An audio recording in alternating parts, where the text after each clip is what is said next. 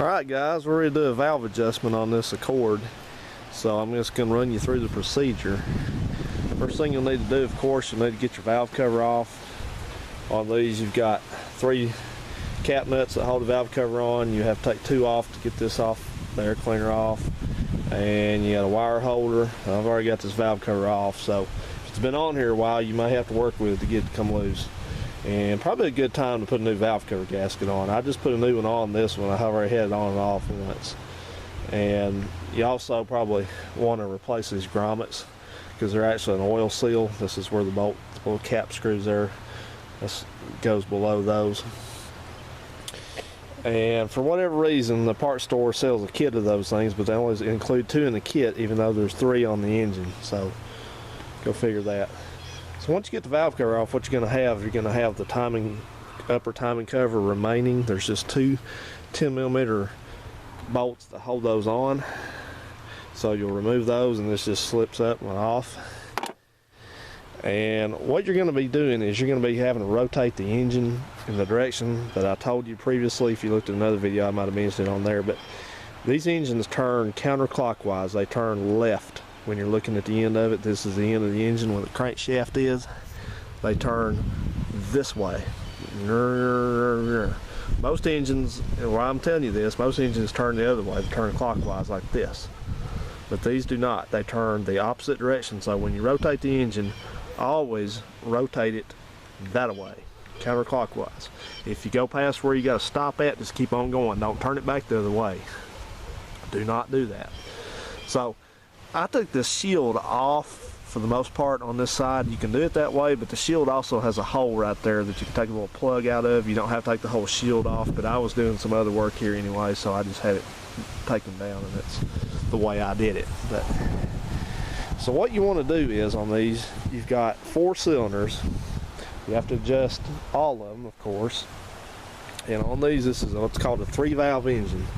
It's got on each cylinder, this is the first cylinder here, you notice there's 1 exhaust valve. This is exhaust side over here, and you got 2 intake valves here and here for each cylinder. So you've got 1, 2, 3, 4, 5, 6, 7, 8 intake valves, and you have 4 exhaust valves.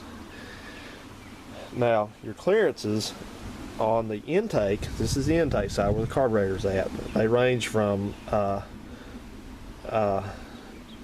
thousandths up to about 7 thousandths. I'm going to put mine on 6, just go right in the middle.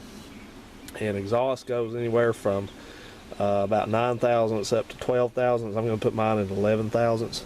I like mine just a little bit on the loose side. It may be just a little bit noisier, but that's okay. And what you're going to use for this is you're going to use just a common set of feeler gauges. You can get these at any parts store, and they have, if you can see on there, see that's a 6 thousandths, then you got an 11 thousandths over here.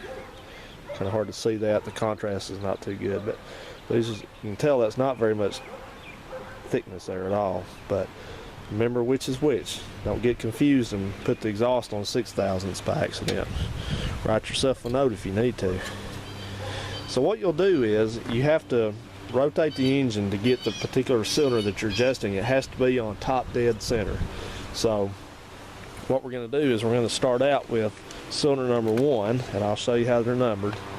Starting from the camshaft side over here, cam belt side, this is 1, 2, 3, 4. And the order, as you do it, you're going to do it in a little bit different order. You're going to do 1, 3, 4, and back to 2. Let me tell you that again. When you set the valves, you're going to start at 1, then you're going to go 3, then 4, and then finish up at 2. Now here's what you got to do to pay close attention to this. You have a mark on the end of the cam sprocket there that says, see if the camera will focus in on it, maybe not, but right there, you got to see it says up, there it goes. Alright, when you start on cylinder number 1, where my wrench is right there, you see that post, that valve cover stud right there, you have to line that up with that. So that's lined up. That's what it means. Cylinder number 1 is on top dead center. That means top dead center means both valves are closed totally. So what you're going to do is, let me just lead you through it real quick. You're going to put it on top dead center for number 1, which is right here, up. And then you're going to do the 3 valves for number 1 over here. And then when you get them adjusted, you're going to come back, you're going to rotate this cam with this down here, counterclockwise. You're going to rotate it a 1/4 turn. And when that ends up, I'll show you, it's going to be over here lined up with the valve cover seating face. When you do that, you're going to go to the next one, which is 3. You get 3 finished up, you're going to rotate it all the way around 1/2 turn so it's facing directly bottom from where it's at now. You're going to do 4. And you're going to rotate it around till it's 3/4 of the way back around. You're going to finish up on number 2. So I'll lead you through that, but that's how you do it. And the procedure for adjusting valves is, it's pretty simple. You have to use a 12mm wrench and put it on this is your adjusting lock nut right here on each one of them. You see this nut? Put the wrench on it, that's where you hold it with, and then you loosen it a little bit, and at the same time you're going to take a flat blade screwdriver and hold it.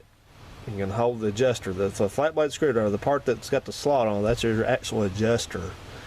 And the nut is the lock nut. So what you do first is, what I like to do is I like to go ahead and just check them. So we can check these already and see. What you want to do is you want to have just a very little bit of drag. You don't want it to be flopping around loose, but you want to be able to get the filler gauge in there, you know, just a little bit of drag. So let's go ahead and check these intakes and see. Let me back you back out here, kind of show you what we're going to do.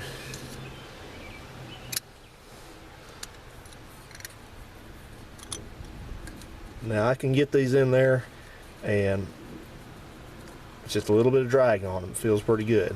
It's not loose, but just a little bit of drag. So let's do the second one. Sometimes it's not easy to get in there to this, but let's see here.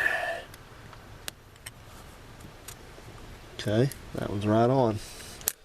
So let's do the exhaust valve. Take my 11 thousandths. Hey, how are you?